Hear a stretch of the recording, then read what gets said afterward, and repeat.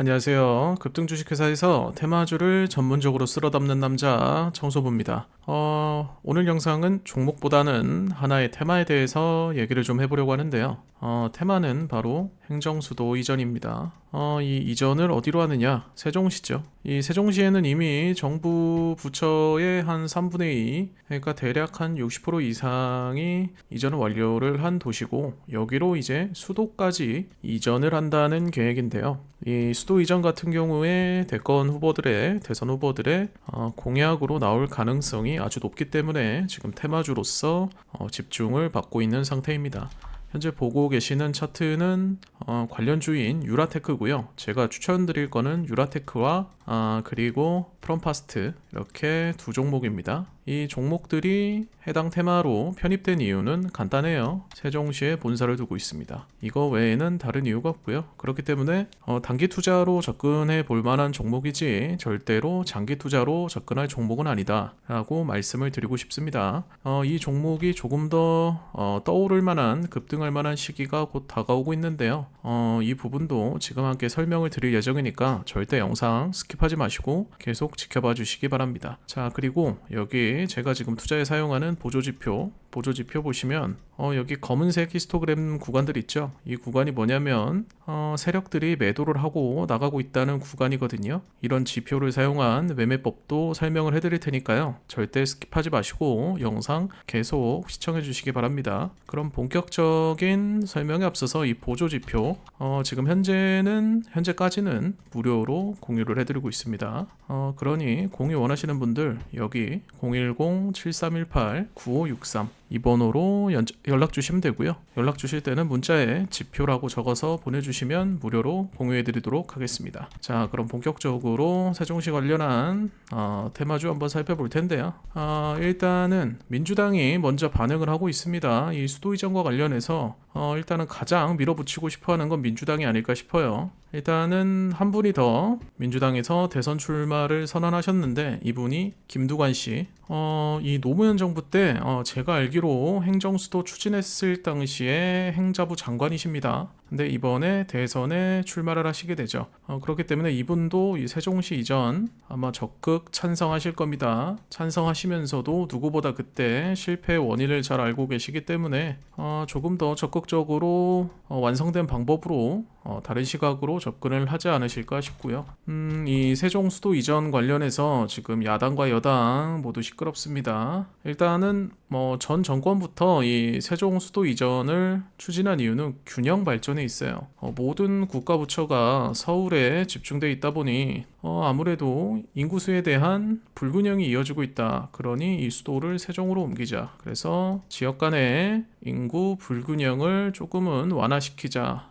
이런 게 사실 출발 의지였습니다. 이거를 하신 분이 노무현 전 대통령이고요. 이때 행정수도 이전 주장을 하셨는데, 이게 이때 당시에 시행되지 못한 이유가 위헌 판결이 났었어요. 헌법재판소에서 이때 당시엔 위헌으로 판결을 내려서 이 행정수도 이전이 무산이 되었었습니다. 자, 그런데 지금 왜 또 이 민주당에서 이 행정수도 이전을 다시 갖고 나오느냐?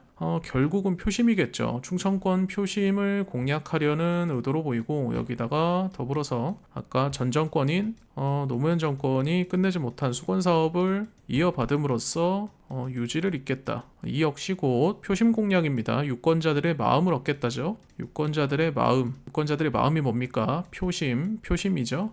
이런 계산이 사전에 철저하게 깔려 있다라고 생각하시면 되고, 그리고 두 번째 이유는 윤석열 전 대통령이 일단은 청와대를 용산으로 이전을 했는데요. 이때 반대가 상당히 심했었고, 그러나 강행을 했죠. 이걸 다시 세종으로 이전을 하면서 전 정권에 대한 지우기에 들어갔다라는 게 제 개인적인 판단입니다. 그리고 아까 말씀드렸던 이 세종 행정수도 이전이 언제 또 급부상하느냐? 바로 이분이 청와대를 떠나는 날 아마 한 번 더 시장에 관심을 받고 급등할 겁니다. 그게 바로 내일이라고 해요. 날짜상으로 내일 아마 관절을 떠날 것 같고, 마침 타이밍이 좋은 게 방금 트럼프가 뉴스에서 90일 동안 관세를 일시적으로 완화하겠다라는 발표를 했어요. 그럼 시장 상황이 좋아질 것이고, 그것과 맞물려 11일 한남동 관저에서 윤석열 전 대통령이 나오게 된다면 다시 한번 급등하지 않을까 싶습니다. 그렇기 때문에 지속적으로 계속 지켜봐 주셔야 되고요.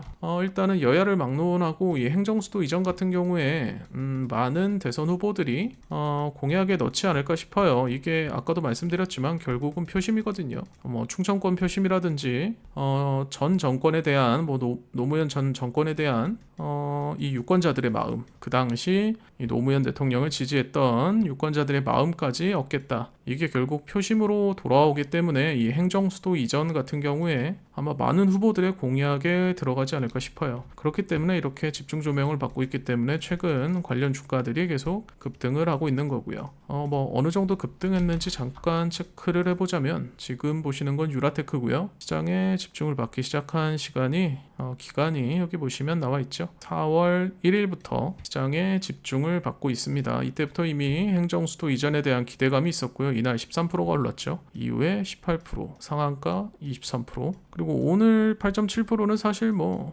재료가 좀 시들시들한 것도 있고 장 상황이 좋지 않았던 것도 있고 하지만 세종시 관련해서 유라테크가 상승률이 가장 좋다는 점 약간 좀 대장주격이 아닌가 싶고요. 그렇기 때문에 내일도 반드시 유라테크 집중을 해주셔야 됩니다. 오늘 어느 정도 이걸 뭐 조정이라고 표현할 수도 있으니까요. 아침장에는 반드시 체크를 해주시고요. 그리고 두 번째 종목 뭐가 있죠? 프롬파스트가 있습니다. 이 프롬파스트 역시 4월 1일부터 시장에 집중을 받기 시작했어요. 근데 상승률 같은 경우에 유라테크에 비할 바는 못 되고요. 한 절반 아래 정도 수준에 머물고 있지만 그렇기 때문에 조금 더 급등할 여지가 아직까지 남아있는 종목입니다. 그래서 유라테크 올라갈 때 프롬파스트 항상 같이 봐주시고요. 이 종목이 오히려 더 급등할 수 있다는 점, 아직까지는 덜 올랐거든요. 덜 오른 상태에서 오늘 유라테크와 마찬가지로 마이너스 8%, 이게 만약에 뭐 좋게 말하면 조정을 받은 거고요. 그렇기 때문에 조금 더 관심 있게 보실 필요가 있다. 자, 그럼 간단하게 이런 테마주에서 수익 보는 방법, 지표로 수익 보는 방법 한번 말씀드리겠습니다. 자, 보통 이런 급등 구간이 한 번씩 올 거예요. 테마주기 때문에. 근데 이 구간이 언제 나올지는 아무도 모릅니다. 그래서 항상 지켜보고 계셔야 되고요.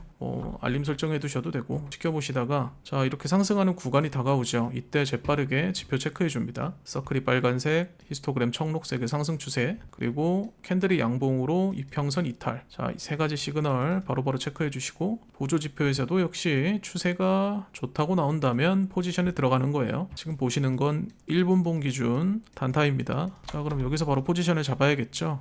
이때 급등하기 시작했으니까 1분봉 기준으로 아마 저때 매수를 하려고 하셔도 바로 뭐 원하시는 가격에 체결은 안 되셨을 테고 한 이 정도 가격 정도 됐을 것 같아요. 자, 여기서 그럼 손익비 2대 1로 맞춰주시고 자, 이때부터 기다리시면 됩니다. 이때부터 기다리시는 거고요. 기다리시다 보면 수익권에 도착하죠. 근데 이거는 다음날 도착을 합니다. 다음날 도착을 하기 때문에 이때 견디지 못하시는 분들이 계세요. 그리고 여기서 만약에 포지션을 정리하실 거면 제가 추천드리는 구간은 여기 보조지표 보시면 추세가 두 번 바뀌죠. 여기서 한번 매도 사인 나오고 두 번째 매도 사인이 나오죠. 그러면 이때쯤 지표를 보고 매도를 하시는 겁니다. 이 가격대에. 그렇게 되면 수익이 어느 정도 될까요? 이 가격대에 매도를 하셔도 7%가 나옵니다. 급등하는 장이기 때문에 이럴 때는 더욱더 이런 지표를 사용하셔서 흔들림 없이 그냥 지표만 바라보시고 포지션 진입하고 익절하고 나오시면 되는 겁니다. 그리고 이런 테마주 하실 때 가장 조심해야 되는 구간이 여기 나오는데요. 이 검은색 히스토그램, 이거 상당히 조심하셔야 됩니다. 세력이 아까 뭐라고 말씀드렸죠? 제가 세력이 매도를 하는 신호다. 자, 이렇게 맞춰보면 이후에 주가가 대부분 하락하는 걸 볼 수 있죠.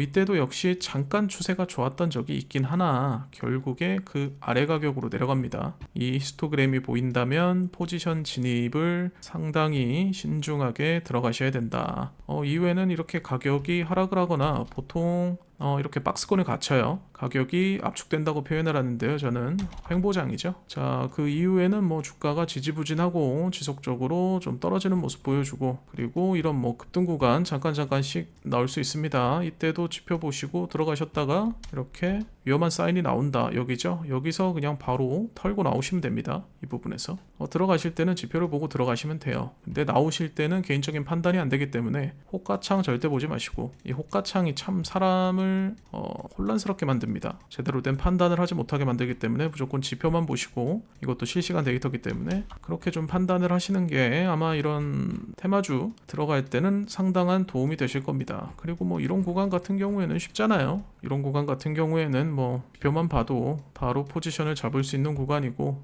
이후에 들어가셔서 하단에 보조지표와 그리고 주지표의 추세를 조금 지켜보시는 거죠. 이렇게 과학적인 데이터로 접근을 하셔라. 이게 제가 가장 추천드릴 수 있는 방법입니다. 그래서 이 지표 한번 가져가셔서 한번 연습도 해보시고요. 이렇게 테스트도 해보시고 본인 투자에도 한번 적용을 해보시기 바랍니다.